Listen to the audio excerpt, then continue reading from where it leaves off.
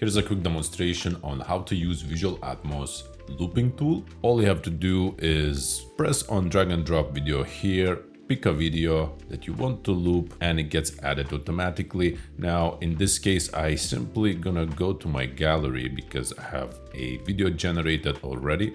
I will press make it loop. I got the video already added. Then press on this button that says make it loop free.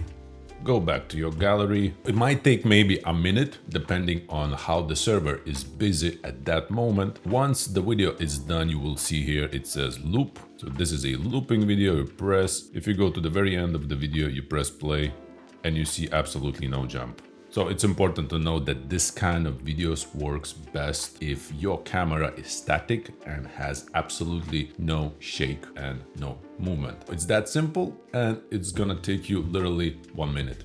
And if you feel like I have a couple more tools that comes with Visual Atmos, there's a generate video option that you can generate a video between 8 and 15 seconds, then image generator and all kinds of resolutions, and a couple styles that are my personal favorites, and also sound effects that is still in beta testing, but it generates unique sounds and, the most important, a looping ones.